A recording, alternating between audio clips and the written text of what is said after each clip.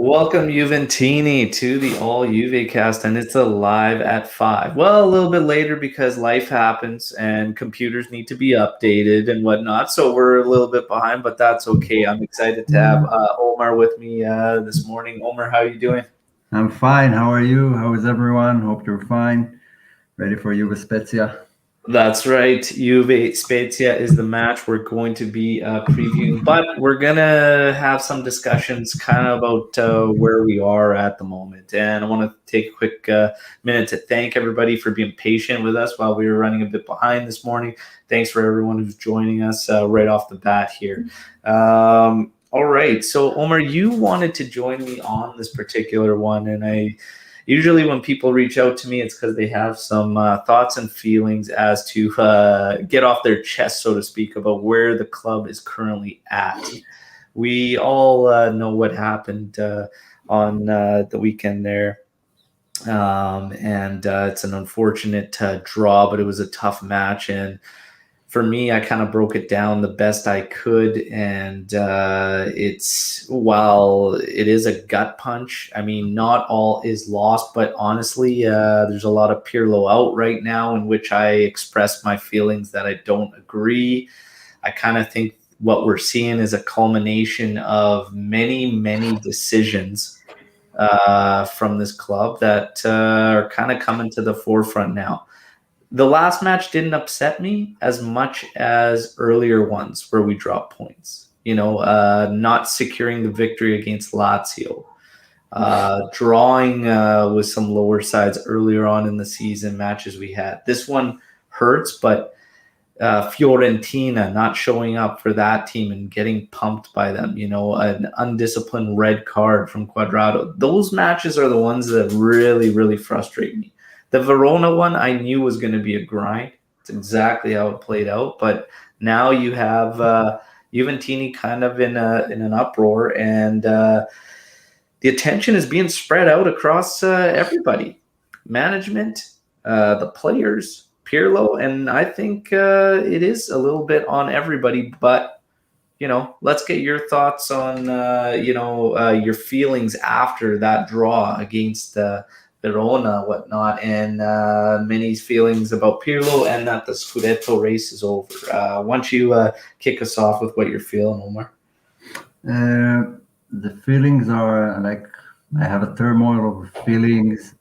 I think about a lot of stuff, but the Verona match. If anyone thought this is going to be an easy match, then you haven't watched Verona this season. They're a tough team. They're a tough team to break down. And even Juric, their manager, is like an understudy of Gasperini. They play pretty similar to Atalanta with their lineup, their formation. And they're a tough team to break down. No major team in Serie A had an easy match against them. So it was ultimately going to be a tough match. And I knew they were going to get their goal. And they got it, evidently. So, but I don't know if it's Pirlo's fault. If you're just looking at the result and saying, "Well, you've played bad and it's Pirlo's fault," then you're not looking at the whole picture.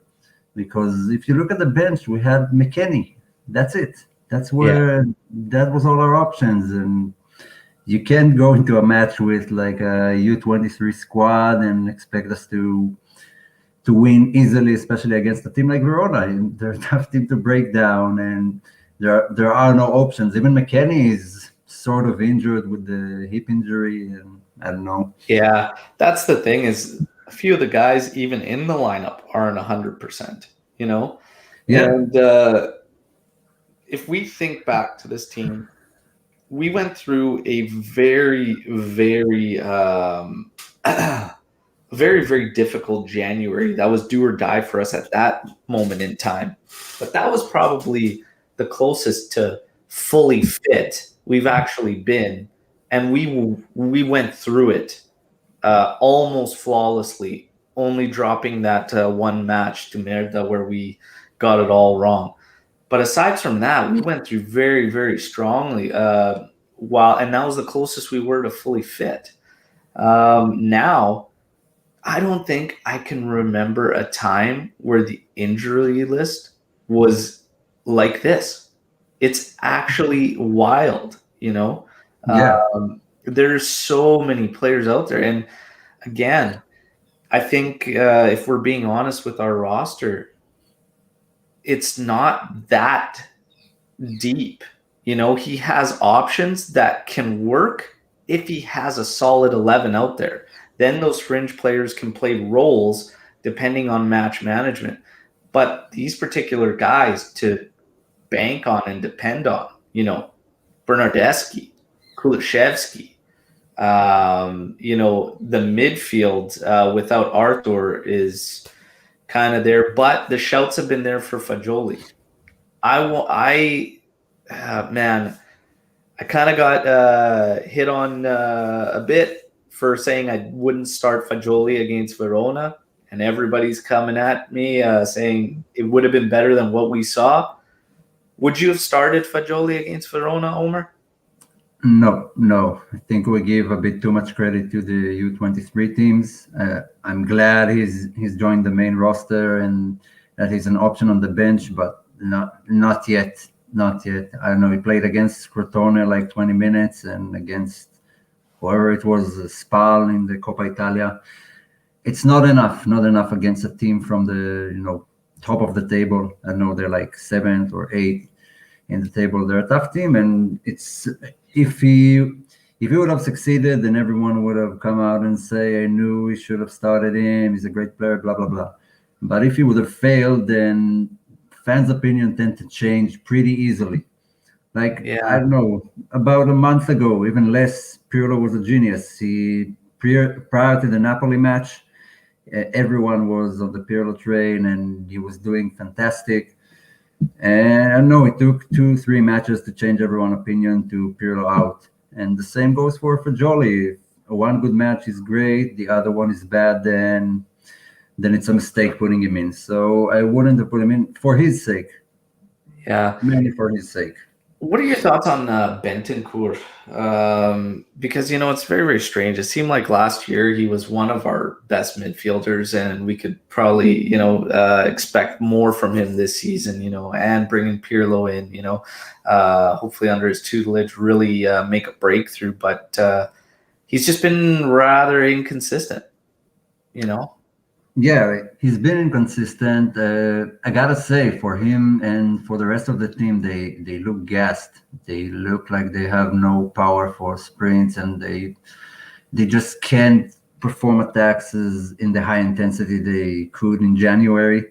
And Bentancur has been there for, I don't know, most of the matches. I don't remember when he rested for the last time. So it's kind of, I don't put the blame mainly on him. Like he has his faults. He's still a young player, but the formation, I don't know if you want to get into the formation now, maybe later, but the formation doesn't suit his abilities. He's better in a three-man midfield, in my opinion. He's not a creative midfielder, but he's great at picking up the ball and cutting off counter attacks. So it's not mainly on him, but he has his faults. He needs to take responsibility for his errors, and I believe he does. He doesn't look like he's fine with it. You can see when he's frustrated. So I don't know. I still like him. I think he can be a good player for Juve under the right circumstances. And now these are not the right circumstances. Yeah. Going back to Fagioli here, we got Tony coming in saying we have to stop this nonsense that is too young. This is typical Italian mentality of football. He brings up the scenario where Juventus lost Verratti to PSG from Pescara because we wanted to loan him to get some experience. And then obviously he now seems to never want to or be leaving PSG. But I don't know. While I have been an advocate for playing younger players and getting more youth on the roster, I think there's certain matches that make sense. For me, Verona wasn't the match. I'm not saying we don't play Fagioli. Crotone was the match to start him, in my opinion. That was the match to start him. We missed that opportunity. Verona, I think you have to respect the opponent, and given the 2 times we've seen Fagioli, one being a Coppa Italia match against Spal, again, with acres of space in there, and then the other time being a cameo while we're already 3-0 up. That's not enough to have that faith. It just, in my personal opinion, Crotone, I called it when the schedule kind of came out here. The other guys are struggling. Rabiot, Bentancur inconsistent. Like, these guys are struggling. Crotone was a match for him to get a start. Spezia today, this is a match for him to get a start. And let's not, another thing, while a lot of people were attacking Pirlo, is it came out that Fagioli's been having intestinal problems too. So And the lineup just came out. Is okay for the match. Not the lineup, but he will be available for the match. Him and Morata, like, I don't know, a few minutes ago. So they're in there. Fagioli's in there, but the latest projection for the match against Spezia doesn't actually have Fagioli in the starting lineup. So it's very, very. It's funny, man. I don't know what's in the water in Turin right now. I think Antonio seems to think that Lukaku has done some voodoo shit going on here. I don't know what's happening here, but it's crazy. Again, I can't remember a time seeing this many issues throughout a roster. Yeah, and like three weeks ago, we had only Dybala injured. Yeah. We were celebrating, everyone was healthy, and like, I don't know, 2 weeks down the line, and half of the squad is, I don't know, sick, injured. I don't know what happened. What happens in Turin? Like, in the beginning of the season, when Pirlo appointed his assistants, one of them was the guy who worked with Conte and with the Azzurri, and has been known for managing injuries well. And I actually don't see that reflecting the team right now. Everyone is injured for dumb reasons. I don't know. There wasn't like someone that got injured because of a bad tackle, or it's just prolonging injuries. I know Morata played while injured. McKennie has to play, although he's injured, and it's not Pirlo's fault. He just doesn't have anyone available. Yeah. Because at the beginning of the season, we had, I don't know, 5-6 midfielders with Khedira. And if you ask me then, I'd say that's enough for a season. You don't need more than 6. And now apparently we do. So It's not Pirlo's fault. Yeah, and that's the thing. And here Alex come in, and Alex and I have had many discussions about Fagioli, and he says, "Thank God Del Piero happened when he did. We would have never played him because he is too young." Del Piero was okay, and this is kind of where we start to look at this from the minutes Fagioli gets in there. Okay, from the minutes he gets in there, he needs to really set himself apart, but it also needs to be some challenging minutes. I need to see challenging minutes. I don't need to see a cameo when we're 3 up. Del Piero was ridiculous. It's those guys, instantly you see a few of those minutes. With Fagioli, I just need to see it under certain circumstances. But again, I understand the shouts. The other guys in the midfield are not giving us what we need. Okay? And if we think about it with Del Piero, he was also phased in. It's just, again, what he was able to give us and his talent being generational. It was standout. So don't forget who surrounded him. The rest of the team was a good place for a young player to start his career. It's not the if same. If you're stepping in there and you're slotting in, and you've got Vialli, Baggio, Ravanelli. I mean, let's really think about this, right? But again, he was phased in, and again, Fagioli. If people are there and they have that confidence, that's great. I think it's very match dependent. Today, it's very unfortunate if he doesn't get a start, because I think today is, again, one of those matches he should get the start. Bentancur's hit and miss. He's far too hit and miss. Rabiot has a role. He does it, but when we ask him to do more outside of it, I just don't think we're going to get it, and we're going to, Yeah, I you think know, his physicality is pretty crucial right now because no one is physical like him in our midfield. He wins those physical battles in the middle, but he offers nothing in attack. yeah. And maybe that's the flip side of the situation. But Bentancur needs a rest. I don't know. I think Rabiot should play in his position, and if it means starting Fajoli, then let's go.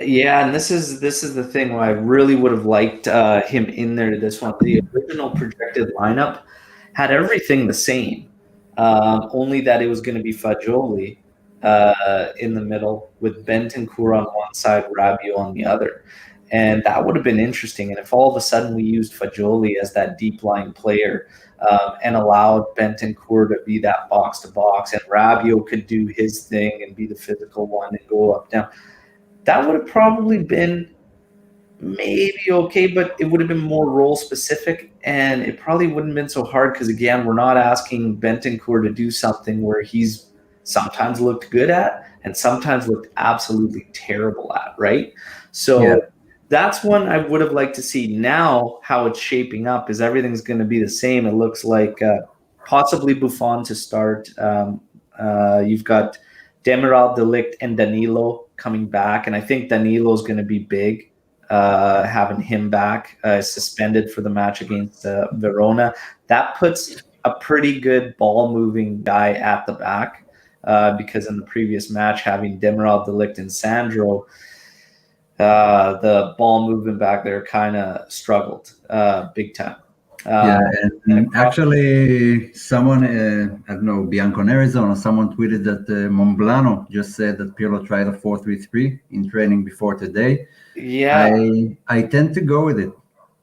I tend to go with the 4-3-3. I think it will be better. I don't. Maybe this is the match to try it. Maybe this is where Fajoli will slot in more conveniently. So But what do we'll you see do today. at the right back position if you're going 4-3-3? And this is why I was wanting to see some more information because if you're going to go 4-3-3, who's going to be that outside back? If you're playing with Demiral, Danilo, Danilo, and then who goes out there? Unless you're playing Sandro. Sandro on the left. Yeah, Danilo on the right, and Demiral and Delic in the middle.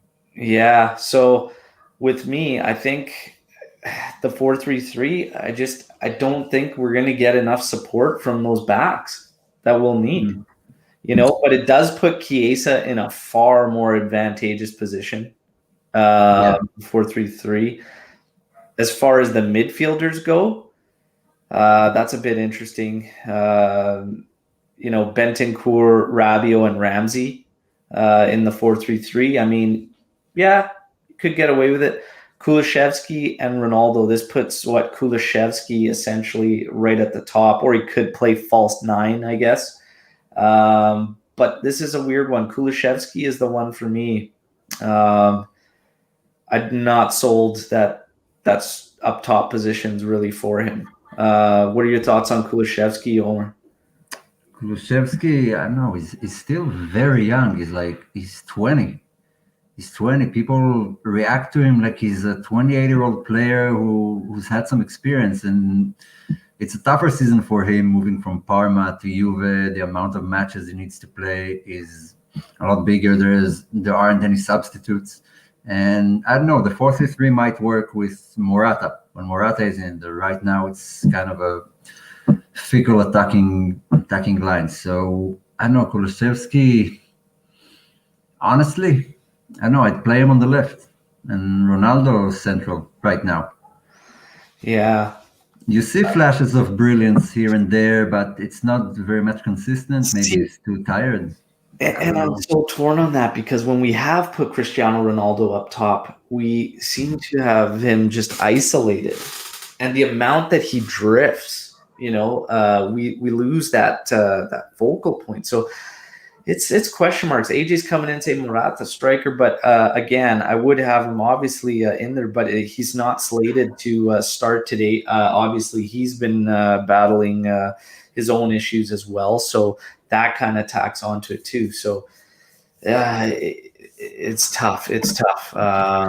But I don't know. It seems like Pirlo now is, if he's trying this in training, and again, I've only seen it reported by Monblano, so I don't really know. We'll see if more sources start to tell us, but maybe that's him finally breaking free on his, I guess, his belief and stubbornness in his particular system with the players we have. I question in a 4-3-3 if we'll be strong enough at the fullback position to offer the proper amount of support. The other thing is too, I think we'll find ourselves in the same one of the same scenarios, which is we need to commit midfielders into the attack. The problem I have is that I just don't think we have the right profile, right guys. To be honest with you, when we look at our matches, no matter what formation we play or anything, some of the best attacking sequences or moments are when those guys commit and just gamble and get up there and get involved. Sometimes you have to send that extra man, especially if somebody's in a low block that has 5 at the back. You're not going to do it with your standard 3 or 4 in attack. And that's what we've been finding is you're relying far too much on Kulusevski, Ronaldo, and Chiesa to make something happen. And it's just not enough. You're going to have to commit some people forward, no matter what position you're in. 4-3-3, Sandro, I don't think has the gas to do what would be required if he's playing as a true left back. That's play Frabotta. If that's our only option, then play Frabotta. I don't know. It's still Spezia. Yeah, and I'm just thinking more long term as well. Long term, I tweeted a few days ago that we always focus on the midfield and who we need to sign, but I think a left back, and especially Robin Gosens from Atalanta, is a must. Is definitely a must. It's like, I know, the 3rd season in a row that we have problems in this area. Yeah. Since Evra left, Sandro hasn't been himself, hasn't been offering what he needs to, mainly staying in the back line and not going forward, not supplying anything to the forwards. And that's every big team in Europe needs their fullbacks. They are doing a lot of work, and that's what is required from a fullback today. The attacking aspect is more important than the defensive aspect. Just look at your guy, Alphonso Davies, the Canadian from Bayern. He's not that good in defense, but his attacking contribution is so vast that it doesn't even matter. It doesn't even matter, and Sandro offers nothing. But as a whole, I need to see more of a shape on the field. Against Verona, Juve was scattered everywhere. I didn't know who plays where, who needs to do what. It just looked like a total mess. And like they need a pattern, some sort of a 4-3-3. Okay, then I know who needs to be where, and I'm sure they'll know who needs to be where. It was just a mess against Verona. Yeah. And I think sometimes and this is why I say it's very, very hard to just pinpoint. I think there's multiple issues across the board, but some of the way the players interpret these roles, and Kulusevski, again, not to pick on the guy or anything, but he's just sometimes I look at him and I watch him play and I feel like he doesn't understand. He's not grasping that he doesn't always need to get the ball or be in the position that gives him the ball. Sometimes he needs to take that defender out of the area and just move into space just to create for Cristiano or whatnot. And I see that just broken. I don't see a chemistry there. I don't see that the two of them are really linking whatsoever. And I feel like Kulusevski, and that's why I say I've always saw him, even before he was coming to us. I thought, here's a guy that could play truly out of the middle, going at defenders. When he's got his back to goal, he's not grasping the concepts, where to go. He's playing a position like a midfielder would, truly like an attacking mid would, always wanting the ball. So when we play him as second striker and whatnot, I see him making these moves and whatnot. He's going to become an option, but sometimes you don't necessarily have to be an option. You just need to take defenders with you And it's something that Morata is very, very good at, as well as being an option. And Morata's been on his own slump, and Pirlo's even talked about how sensitive he is to it and whatnot. But Morata's got to get healthy. He's got to get ripping. That was a big difference for us when we were looking better. And this is why I still say, I look at it, I find it so hard to really, really go at Pirlo, because I think we have a solid starting 11, solid 11. And outside of that, I see some big drop offs. That's just me. Pirlo is not to go without blame, because his in-game management suffers tremendously, if you ask me. But that is also something I don't expect him to nail in his first season. Is that a fair assessment? How do you feel about that, Omer? First of all, Kulusevski, I don't know if you thought, or even him. I don't know if he thought he'd play that much. Just the circumstances. He plays a lot more than, like, I thought we will have Dybala by this time in the season with Chiesa, with Morata. He wasn't supposed to be the main guy, and it kind of weighs heavily on him, I think. But your second question, there are issues with Pirlo during the match. There are things that you can see he's just a beginner and he's new to this and he's learning. There are some growing pains, but there's a big difference, because I think we went from one end to the other. Like Allegri and Sarri were very, very stubborn coaches who preferred the older players, and you would have never seen a Frabotta play under Allegri or Sarri. And you knew what you're going to get. You knew that Bernardeschi was going to play there if Sandro was injured. And Pirlo started with, a lot of flexibility. He wasn't that stubborn at the beginning, and he tried formations, he tried combinations on the field, in the middle, in the attack. And for brief moments, it seemed like he found these good combinations, and then someone got injured, so we had to find someone else to play that role. And Chiesa is not the same as Kulusevski. They offer different approaches, and Ronaldo is not Morata as a focal point in the attack. So again, it's not mainly his fault. It's just playing with the cards that they gave him. That's what he has right now, and that's what he needs to do. But still, I don't know. In a match against Verona, you don't substitute your first player in the 70th minute. Like, you could see from the 60th minute that something is not working. Atalanta are controlling the game, the tempo, and they've gotten their goal, and that was due to Pirlo's management during the match. So it's kind of his fault, but you can't blame it completely on him, because I don't know, everything he tried fell apart because of injuries.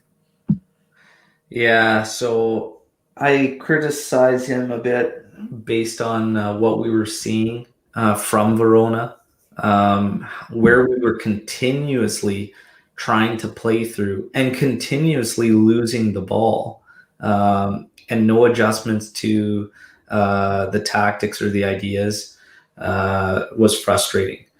Granted, it was very late. It was the 85th minute, but to sub Chiesa made no sense to me. He was still strong. I would have, as soon as they equalized, I would have definitely, I was calling for it at halftime, I would have definitely moved him up at the top and said, we need Chiesa in the attacking area as often as possible. Get him going. He was giving them fits.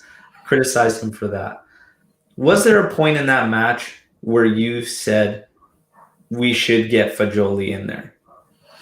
And I know that we found out now that he had illness or whatnot, but was there a point in that match where you would have been like, yeah, even though it's Verona and we agreed we wouldn't have started him in that match, but was there a period of time where you thought, you know what, his skill set's going to help us, we need him in there? Yeah, but it wasn't like Fagioli related. I just looked at the midfield and we need fresh blood. We need someone who has something to prove, who didn't play in every match in the past 3 days, every day a match. We need someone with a fresh blood. McKennie isn't fresh blood, he's injured. and Ramsey just came back from injury. He looked off since the 40th minute. So I didn't really mind who, just get someone in there to start running and start putting pressure on their midfield, because they did, I don't know, from the 60th minute, they did what they want. They Yeah. moved the ball wherever they wanted. Everything was open. They drew our midfielders to the left and to the right, and then shifted the ball to the other side of the pitch. And we just needed some order there. And Fajoli might have given it. Among the guys on the bench that were available, Fajoli is probably the highest caliber, counting out McKennie, who was semi-injured. Yeah. And while I talked about the points I was criticizing Pirlo for, one of the things I wasn't, and why I do kind of feel for him, especially in that Verona match, was there was instances where the switch of field was there. Okay. Switch of play was there. There was simply nobody on the pitch that, number one, was looking at it, and number two, could deliver the ball. Yeah.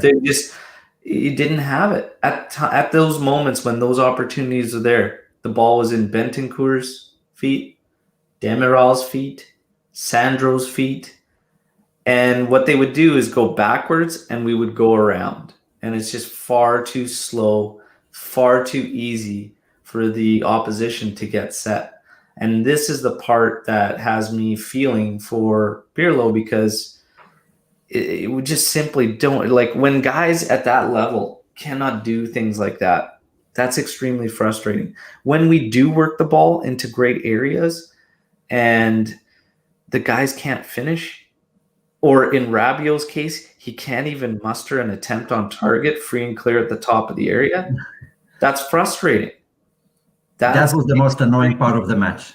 What's that? That was the most annoying part of the whole match. That shot, I don't know what it was, but that one made me want to break my TV.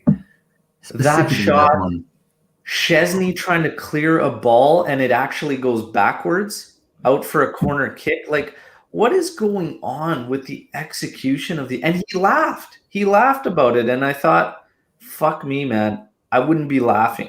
This is Juventus.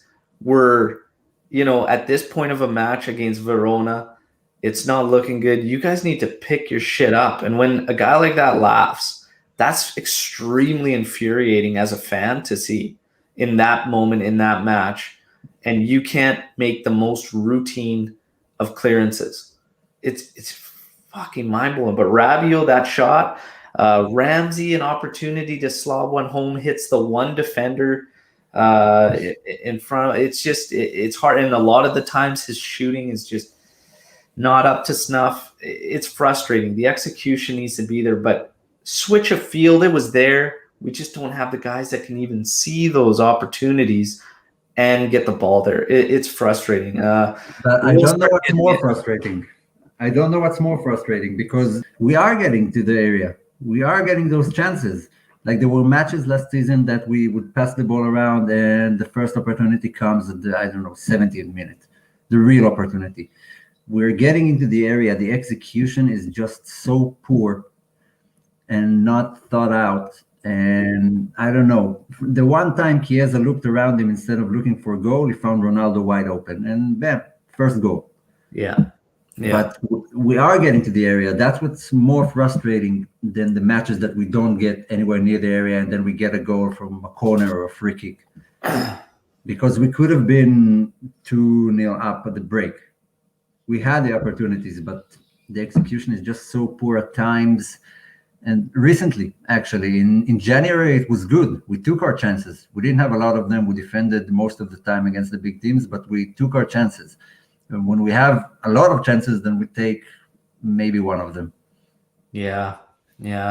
Tony G coming in saying mentally they're just chaos. AJ, that laugh sums up Juve's situation right now. And FG, I'm already sweating over this match. I shouldn't be over Spezia, but yet here we are, amici. So this is it. This is kind of our situation right now. We need help in the race. Okay, it's not over, but it's a frustrating sight to see Juventus in, because we've been in some rocky spots and whatnot. This scenario being the worst in the past, 9-year run or whatnot by far. But is all lost? No. There's been a report now from Mirko Di Natale that says that Pirlo has the full backing of management. He should. He will not be fired, regardless if Juve wins nothing else. Great. Great. And That's great news. do you agree? Yeah. Yeah. That's great news. I think the Yeah, management knew it. They knew when they appointed him that this isn't going to be a great season with COVID and with the amount of matches they need to play, with the changing of the roster, a lot of veterans guy leaving who were the backbone of the team in the last 3 or 4 years. If they expected a Scudetto and a semifinal in the Champions League, then that's on them. That's their fault that it isn't happening. Because being realistic, no, it's not an easy target like the previous seasons. It yeah, would be shocking to me if Juve would win the Scudetto, and I would have said the same thing back in August. yeah, yeah, absolutely. Francisco saying, if we're being honest, Tech's always laughing. Remember Quadrado and La Supercopa? Yeah, I remember Quadrado trying to score on Chesney, and Chesney stopping and then laughing about him to him. But this is tough. Georg coming in with, let's judge Pirlo in a normal season with a strengthened squad, and I have to agree. Exactly. This is such an intense scenario. It's his first kick at the can too, so it's very, very hard. Now Alessandro coming in with the only way I could see Pirlo job at risk is if we fail to get top four, even if we go out to Porto. Not getting in a Champions League position, I think, is probably the ultimate failure, though. Um, but again, you really have to assess things. And is it Pirlo's fault? Is it Pirlo's? And this is why I talk about it right now, and why I have the feelings I do in regards to Pirlo. Is it Pirlo's fault right now? I think he has a bit to play with it, but I think more of it comes down to the circumstances that we're in. I think the opening start of the season was always going to be, who knows what to expect, because it's literally his first job.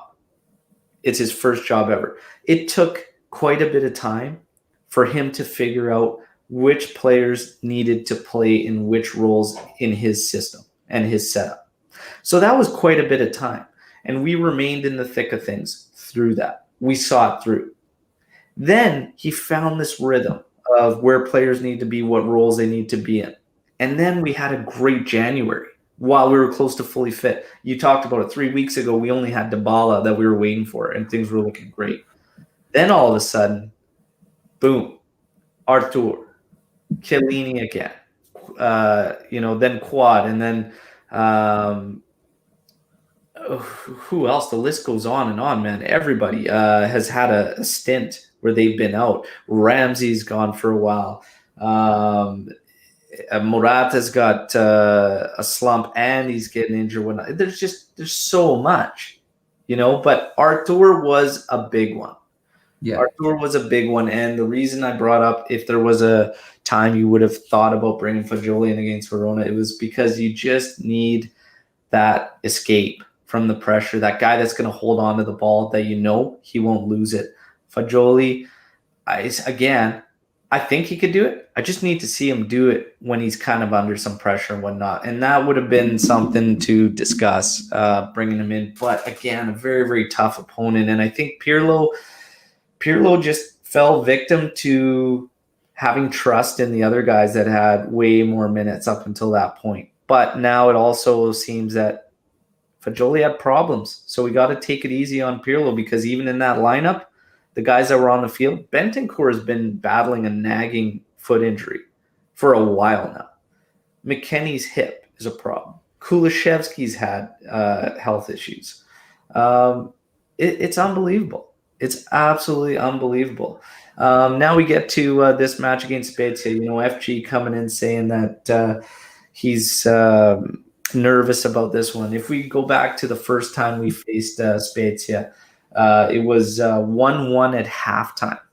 It was 1-1 at halftime. We ended up winning 4-1. Ronaldo brace in the second half with a Rabiot goal in the middle of it saw Juventus through. We scored 4 goals and we had 4 attempts on target. That's the kind of match it was against Spezia at that time. It was very early in the season, and the system was by any means worked out. But we literally got, I think, 7 total attempts. We had 56% possession. Spezia had 44, and they had, I think, about 16 or 17 attempts. We had 7. We had 4 on target. We finished with 4 goals. That doesn't happen very often for Juventus. What do you expect out of this one here today, Omer? Okay, first of all, let me give a shout out to Spezia. If anyone's thinking they're a Crotone type team, they're not.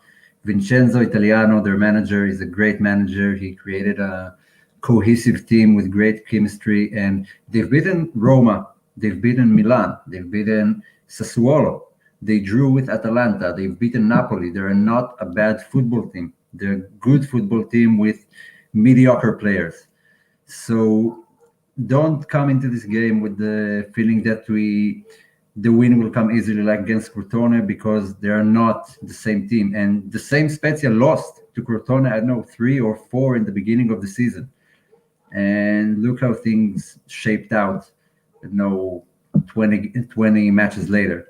They are a good team. Don't expect them to be pushovers and just stand back and defend. But we still are Juve. We have better players. We have higher quality players, and we still have Lazio on the horizon, and then Porto. So I don't know what to expect from that match. Like, I wouldn't be surprised if Spezia snatch a draw here.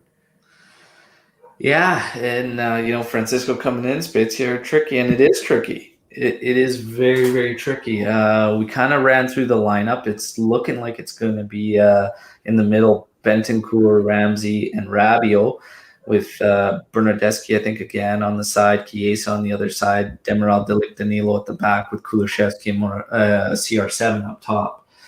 This is going to be a tough one. It's a tricky match. Juventus, yes, we're heavy favorites, as you can see by the betting odds, but that doesn't mean anything. And the job's got to get done on the pitch. And right now, I think if Pirlo's starting to try other formations, I'm curious as to how the players are going to react, and if all of a sudden, it's a tough one. Is he adapting to the players? Is he adapting to the situation? Has he lost belief? How are the players going to react with that? I saw some wild notions out there saying that Pirlo has lost the dressing room based on some interviews post-match and whatnot from words that were being said. Look, what do you expect Pirlo to come out to say? Do you want him to come out and say, yeah, these players are all shit? He's not going to say that. Has Pirlo lost the dressing room? Absolutely not. The one thing he has and will always have is the players backing him. And I firmly believe that. The suggestion that he's lost the locker room, I think, is ridiculous, to be honest. He hasn't lost the guys. He hasn't lost the dressing room. I think the guys are behind him. And if you look at the Verona match, I took some flack for it for what I said, but I did see fight. I did see fight out of the majority of the lineup. Me too. That's not a sign of guys that have lost belief in their manager or whatnot. The problem was we didn't have the right ideas, and that's something that's going to take time. And his in-game management, we know, isn't there. The fight was there. The guys just didn't have ideas. Yeah, and if Arthur is not there, then don't play out the back. Simple as that. Exactly. That, exactly. this was frustrating during the match. If Arthur is not there, Bentancur has proved against Porto that he's not up to the task. He's just not good at it. So don't try it. Don't be that stubborn, sorry type of coach that no matter what he tries to play his system, and if it doesn't work, then it's everyone else's fault. Yeah, Just or Conte for that matter with the 3-5-2, and yeah, I don't know. It just this was the type of changes that should come during a match when you see it doesn't work. And we don't need any more proof that without Arthur in there, we don't need to play out the back. We don't need to play to Szczesny, and we need to find a different way to get forward. exactly. The ideas or and lack of creativity weren't there against Verona. There, it had nothing to do with the players not fighting. And Francisco bringing up a great point as well is that it's how do you lose a locker room when they're all your friends? You know, like all these key guys are his friends and whatnot. He's not going to lose the locker room by any means. These interviews and whatnot. I mean, for the most part, I've actually found very refreshing from Pirlo because he gives you a pretty in-depth look at what's going on and everything in there. To be honest with you, as compared to what we were seeing before. Uh, Sorry just seemed to take light of everything, you know, and like he would just it was I don't even know how to assess his press conferences, but Allegri would almost play games and give you very very little and be so vague, right? But Pirlo, it's been refreshing with what he's saying, and I feel he's just being 100% honest, and maybe that'll come with time. You know, Pirlo might start to get annoyed by the pressers and the media and whatnot, and maybe his demeanor and stuff will change. But Allegri, you could see when he was riled up and when he was annoyed by the press, and it would change his pressers. But I don't think it's even anything to ever suggest that he's lost the locker room, Pirlo. Now, in terms of this match, I want everybody that's joining us live start throwing your predictions. What you guys think is going to happen? If the lineup that is projected here, who do you kind of have eyes on and think needs to kind of be there for Juve in this particular one, based on how Spezia plays and whatnot? If we're looking at that projected lineup, Omer. Uh, I don't know. It's a tricky question. I don't know. The lineup is pretty much set in stone. There are no options. Like if it's a 4-3-3, then you know who's at the back, you know who's in the middle, and who's in attack. Because That's everything I've seen is still leading to 3-5-2. Bentancur, Rabiot, Ramsey in the middle, Bernardeschi on one wing back, Chiesa on the other, Danilo, Delic, Demiral at the back with Kulishevsky, Ronaldo up top. I don't know, that third midfielder role that McKennie usually occupies, and if not, then Ramsey is weird to me. I don't understand what he's supposed to do. And the other two midfielders, it's just not enough against teams who play with three midfielders.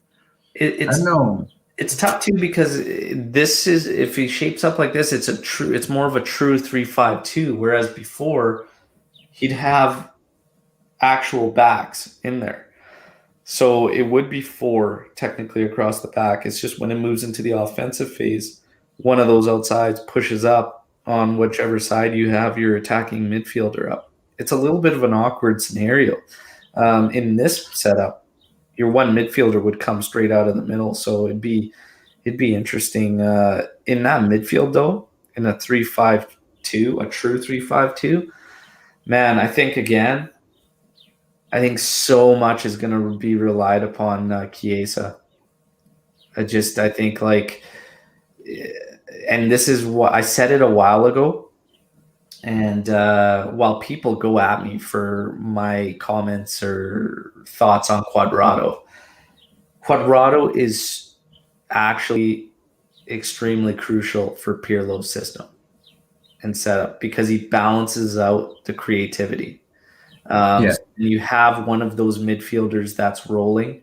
that can slide up into the attack. You add Cuadrado with a guy that's capable of going up and down that flank, which Sandro is just not capable. Okay. So then you have Cuadrado that does that. And then you can put another attacking winger on the opposite side, and it balances out the creativity and the angles of attack quite nicely. We seem to lose that balance since Cuadrado's gone, and sometimes when Cuadrado is in there, we get too reliant on going through that flank, But Yeah, if Chiesa, and I know Chiesa is way better, he's just a different player when he's on the right side of the pitch compared to the left. But spreading the two out works because you can't put Cuadrado on the left. We've seen that a couple times. It was a disaster both times. He has to be on the right side of the field. You can get away with Chiesa moving to the left. Do you think Chiesa could play as one of those top two? Pirlo came out before this match saying that he can't play up there. He's too dependent on him playing that wingback role, but I think he can actually. And I was kind of against it at the start and wasn't really sure, but I think he can. What do you think in terms of that, Omer? look, it didn't work quite as well when he played for Fiorentina because they did play a 3-5-2, and he was one of those two attackers. And he had Vlahovic partner him up front, and it didn't work. And that's why I'm surprised at how he played for Juve, because the last season wasn't good for him in Fiorentina.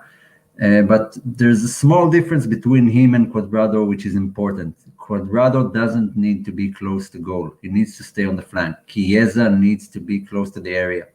He doesn't need to make those runs from our end of the pitch to the other one, because then his execution in front of goal is poor because he's gassed when he gets to the area. He needs to stay close. He needs to make those dribbles that he does close to the area and not in the middle.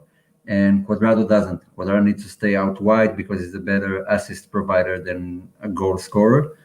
So as the way things stand, yeah, I would play Chiesa up front because Ronaldo is still a different partner to Vlahovic or anyone else in the league for that matter.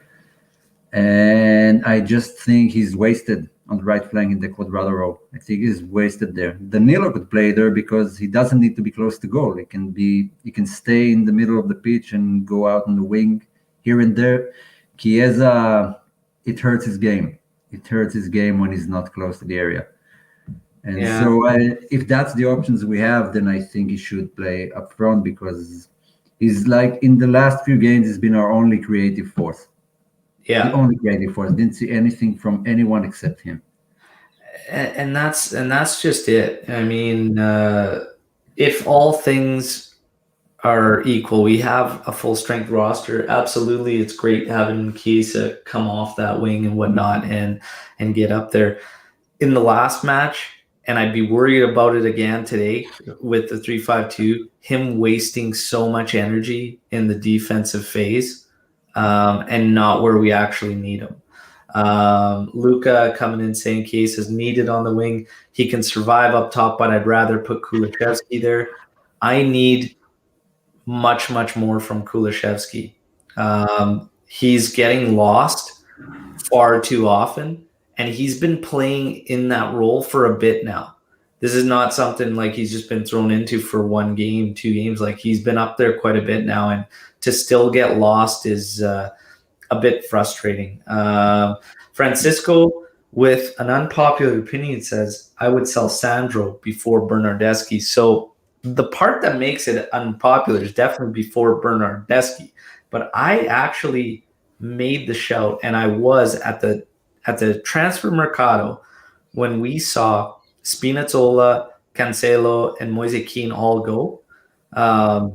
I said I would rather sell Sandro first. I would rather have sold Sandro at that time because in my eyes, I saw the decline. He was worth a lot of money, and I would have made that move because you had more rounded guys to an overall game. Cancelo and Spinazzola, if you had to get rid of the guys, I get it. But at that time, I was frustrated that we got rid of both and didn't keep one, at least one of the fullbacks. It was wild to me that we were selling two fullbacks. And then the exactly next season, you don't have coverage for Sandro. It was wild to me. It was absolutely wild. But there's Francisco's unpopular opinion. Some of the predictions coming. AJ, always Mr. Positivity, 0-1 for Spezia. Imran coming in with his predictions 2-0 to Juve, and he's hoping that Kulu can make up for previous performances today. I think Kulishevsky will be relied upon to create and get involved much, much more than he was there. In terms of my prediction for this one, it's going to be tricky. It's going to be tough. I think I see a 2-1 for Juventus. A really, really tight one. It's not gonna be.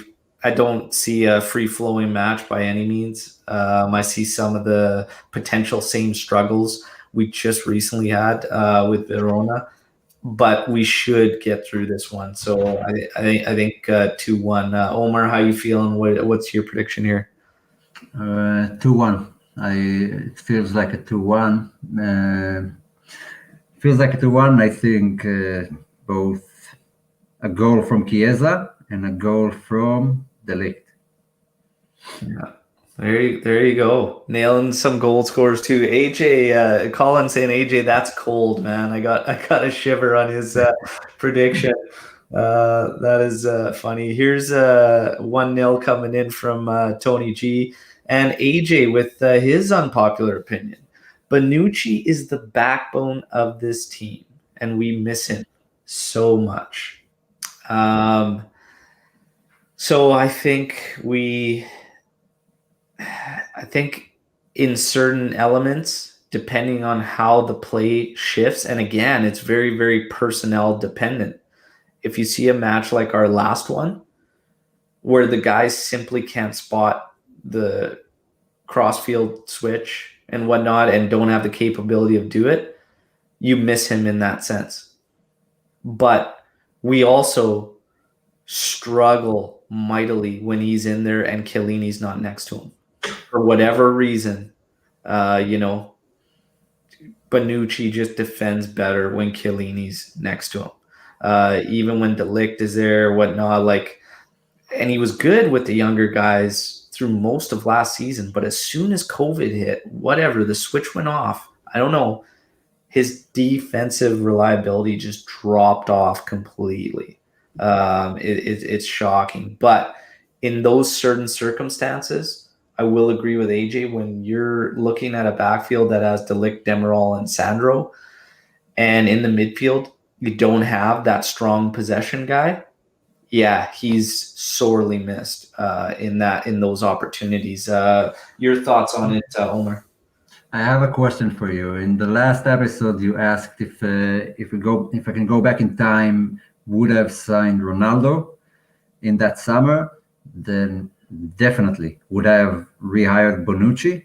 Never. That was the bad deal of that summer, and we're kind of in a bad place with him because he is older. He's not reliable as he used to be. Chiellini can't partner him for most of the season. And since COVID hit, like you said, his performances just took a nosedive. And I don't know, how long can we keep this up? Keep acting like he's this reliable veteran, like he's the same as Chiellini, and we can still play him whenever he's fit. Because, I don't know, that kind of deal was just, I don't know, it was bad. It's bad, and I just don't like him. There are a lot of elements to his personality and to his playing that are outdated. It was good back in, I don't know, 2010, 2011, 2015 maybe, but the game has changed and he hasn't adapted well. And he's not that Chiellini type of veteran. Chiellini can take out a striker out of the game. Like the matches against Inter, Lukaku wasn't there. He wasn't there. Chiellini took him out, but Inter had a lot of other places to be creative from. And that's what he used to do. You could play against, I don't know, Real Madrid, and Benzema just wasn't in the game because Kylian took him out. And he has the little elbows to the back, those veteran things that annoy Yeah. you, but it wasn't a foul. And Bonucci doesn't have that. He's still, sometimes I look at him and he looks like he's still, I don't know, 23, still young, like those dumb mistakes that a veteran would never make. Yeah. So people try to put him in the same bracket as Chiellini, but he's not close to that. I don't No. know. I think we should have sold him back in the day when Man City wanted to play, I don't know, 70 million for him. That would be a good move. Benatia was doing great, actually. Yeah. Benatia was a great defender, and he's kind of holding defenders back. I don't know. We Yeah. need to progress. Like Rugani might have suffered from that the most. Yeah. And It's tough. I mean, Benatia at that time was playing great football for us, you know, and I just I couldn't believe the whole scenario. It was so strange and so un-Juve esque in how it was dealt with and how everything went down. And this is another thing with even talking about Juve in general currently and where we're at and whatnot. The whole situation since that Mercado and everything, it's almost like Juve have lost themselves and they've turned into this team that it literally feels like a scramble at times, even through Mercados and everything like that. And we've lost ourselves, And this team that used to always be able to replace players with good quality players, equal or better value, has lost that ability to do so. And we've turned Mercados into one step forward, two back, and a lot of patchwork and this dependency on free transfers with high wages, and then guys that just were unable to move. A reminder to everybody: Douglas Costa, DeScilio, Rugani still need to be dealt with. It's and the current times will make things very, very difficult. So you answered one of the questions I had on the last session, which was, do you go back in time? Do you sign Ronaldo? I said yes. You said yes.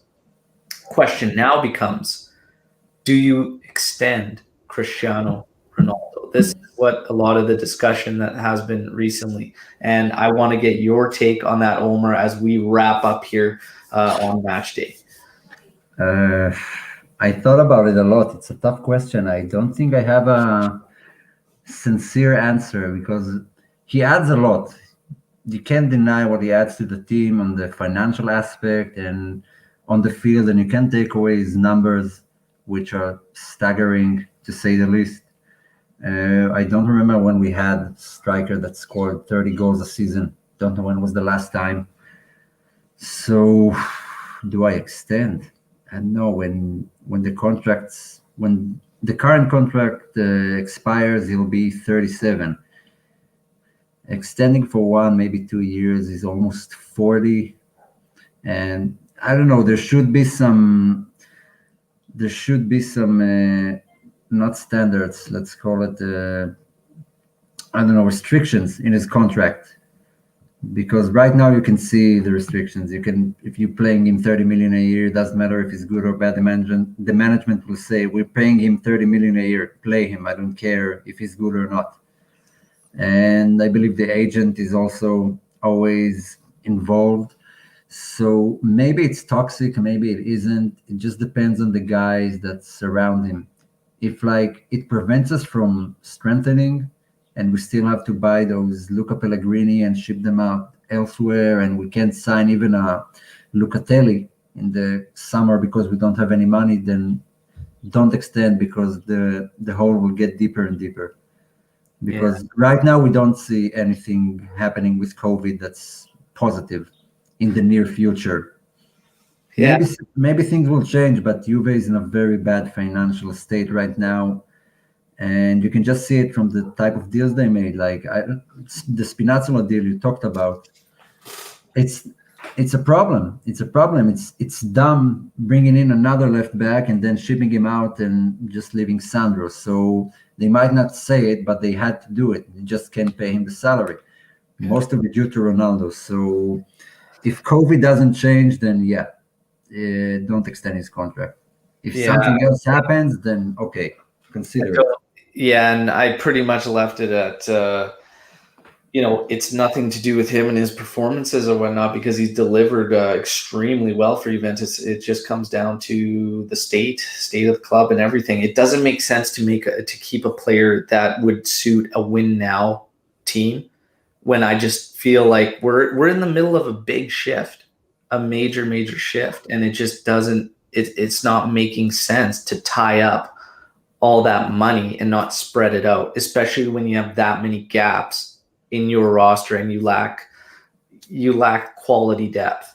For me, it makes more sense to spread it out. I think they need to divorce basically Ronaldo and Juventus. So it just, I think it is what it is. I think it's a failed attempt at something.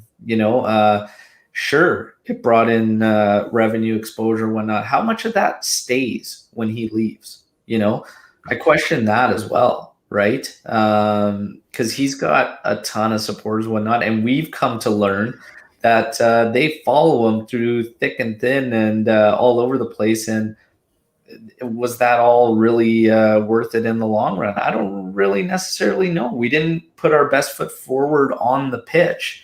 Can you relate to that? Can you relate to just being a fan of a player and not a club? Wherever he goes, that's your new club, and I can't relate ever. No, and this is another reason why I think it's time for the divorce, because it will always be club over player, any player for that matter. And if making that move helps the team balance out the roster and spread it out better, then you got to make it. And it's no different than all of us that love Paulo Dybala that don't want to see him go. But at the end of the day, if he's not playing enough and he's constantly hurt and not available and he wants a lot of money, and you have to think about that too. And I think everything's up for consideration. I don't want to see Paulo Dybala go, but if the move, I think it depends what comes from the move, right? Yeah. What's on the other side? And this is where I think it's going to be very, very challenging for Juventus this season, because being a team that's in a shift right now, the next Mercato is so big, so crucial, but I think they're going to be handcuffed, not because of their own doing, but just COVID and the lost revenue and the situation. Nobody's going to be buying. So, Ronaldo, trying to get him go. If we lose him and don't see anything out of it, he goes on a free at the end and he just goes and signs somewhere. That's almost a disaster for Juventus, I think. I think they need to try and get something out of it, at least with him going. So I don't know. Maybe swing a deal to PSG, a little swap. Maybe he wants to go play at PSG. Maybe send him to America, to Inter Miami, to play for David Beckham. Yeah, but if you send him to PSG, at least you can make a move for a couple guys. Bring in a midfielder. But I know he'll score against us. If we draw PSG and he plays for them, he will score against us no matter what. If Sturaro could do it, then Ronaldo will probably do it too. Yeah. And I hate playing against former players. I just hate it. Let him go to America, finish his career there, make a lot of money, and enjoy the US. Well, yeah, it's going to be interesting times for Juventus. In terms of the Scudetto race, I mean, how do you feel about this Scudetto race? We're going to wrap up on this. We're going into the match with Spezia. Must win, obviously. They all are now. We've left ourselves a lot of work to do. But how do you feel in general with this particular race? Are you have you lost all hopes, or you still somewhat optimistic, Omer? I'm always optimistic about Juve. I always see how we should and need to win games. It's hard for me to see the bad sides of the team. I mean, I can see them, but I try to ignore them and come to every match with a positive view. Because other than that, if I come with a negative view, then I probably won't enjoy the match. I probably run the first bad pass. I'll be like, I know it. I know it is going to happen.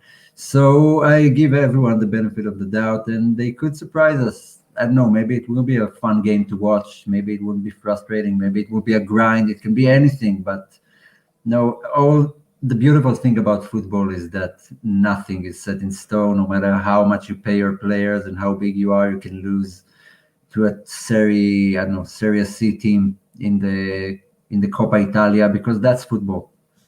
Yeah. And on paper, we should win against Porto, but you never know what could happen. A goal in the first minute, and everything you plan goes to shit. A red card in the 90th minute, like Quadrado against Fiorentina, and all your preparations down the toilet. So the predictions are nice, but one small thing can change the whole match. So And I'm trying to stay positive. yeah. And what about that beautiful dog? What's the dog's prediction on the match? David, Mati Hashem. He's a good dog. Beautiful dog, my friend. Beautiful Well, dog. that's good. Thank you. I like that you're always optimistic. I try to be as well, and for the most part, I will not give up. Not yet.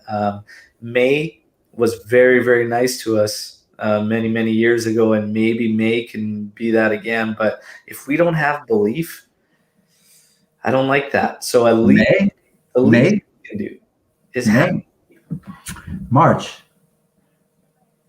You said May. May was very nice to us. the Cinque Maggio Okay, okay, okay. things going. Let's hold up our end of the bargain and see what happens come May. You never know. Porto upcoming week. Let's see what happens after Lazio on the weekend. Let's get by Spezia. The biggest thing today, just win. Okay, that's all it comes down to. Just win. Let's start getting back the results and start moving forward and see. And who knows, maybe we'll be pleasantly surprised with Yeah, what we see today. But thanks everybody who joined us on the live. Thank you, Omer, for joining me. Great match day live. And Colin coming in saying Merda will collapse. And as they do. hope so. I hope so. But more importantly, I hope that we start to find our stride again. I want our players healthy. I want to be able to judge Pirlo with the best players we have available and see what he can do. And when he did or was close to it, we were all pretty happy. So let's just keep some perspective, but let's keep the faith.